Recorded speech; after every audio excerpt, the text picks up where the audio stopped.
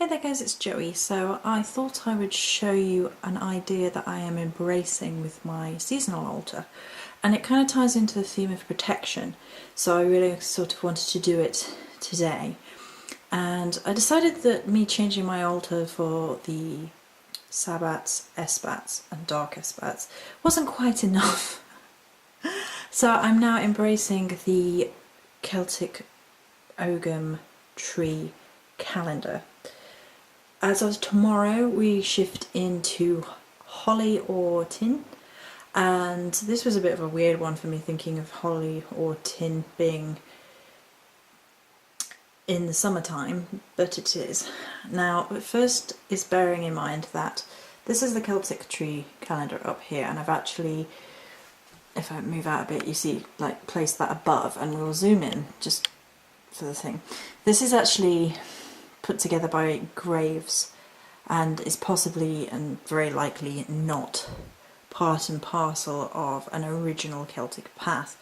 But seeing as how I connected so well to the Ogham and the really profound experiences attached, and they've changed my life and completely, I decided that I wanted to incorporate that into my seasonal sacred space to make it even more connecting to my path, if you like. So as I said, tomorrow the 8th of July is when we shift into Tinne. I think it's Tinne. Let's see if I can actually see it on the calendar.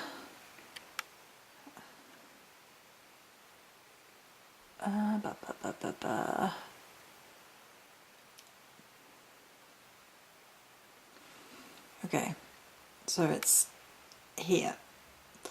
I can't actually get in any closer than that, that's a shame. But I decided to set up my altar to reflect that somewhat. Now, Tinne is one of the very, very protective Oghams. The spiky leaves and all that energy gives a very protective energy. So given that we're actually looking at protection this week with the witchling, which is actually part and parcel, it seemed that the energies perfectly intertwined for this.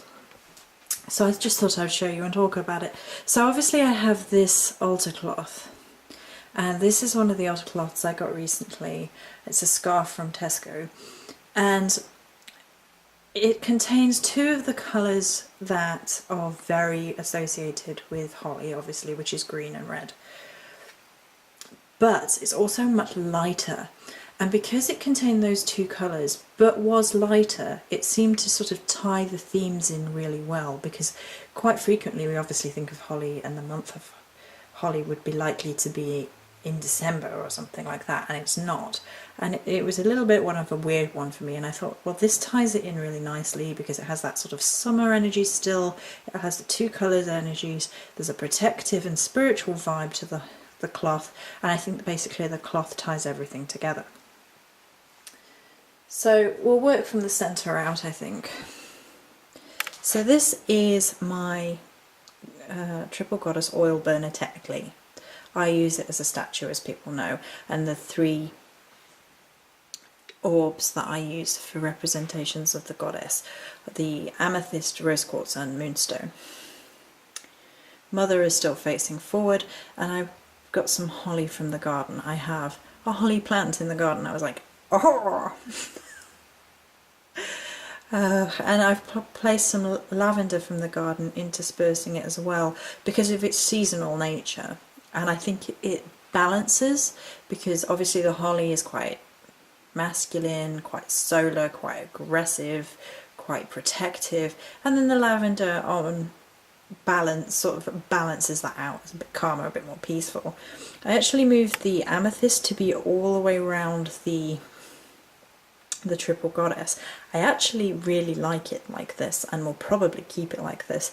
There's something beautiful about it being encased in one of my most spiritual stones. I really like the effect. And then of course there is the spiral of the little toadstools. Still very fey, still very festive. They work all year round.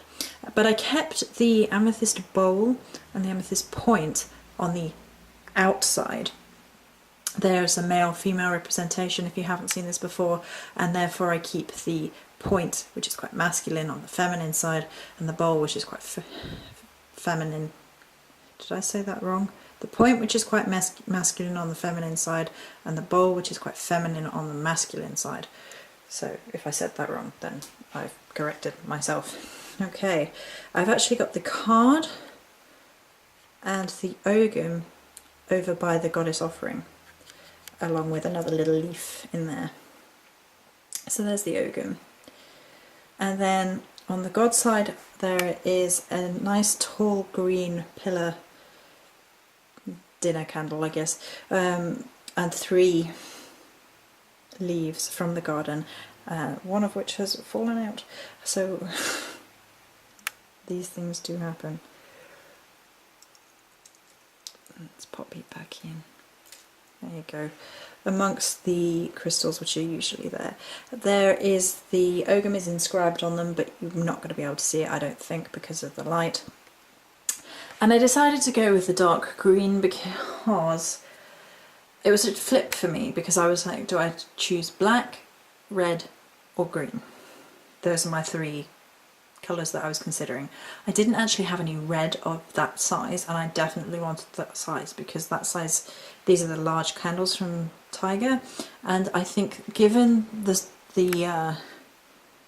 pillars for the elements, they stand out much better than a smaller one would. And I can burn them very, very little bit each day over the whole month, which I really like for the Ogham. So I didn't have any red.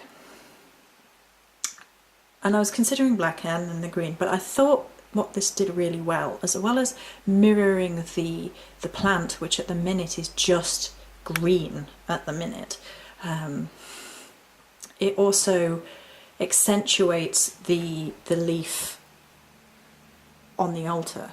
So everything else is quite white and quite red and quite a thing, and then the candles really bring out the fact that the holly is present. And I think that's all that's different currently. I mean, you have the elements as usual, and the Morrigan and the witchling back there with her offering bowl, and the power cauldron at the front, of course. So yeah, so I really, really like this idea. I'm going to embrace this and start celebrating the months within the Ogham. It helps me to get even more involved with this space as well, which I really like. So that's it for this video. Many blessings.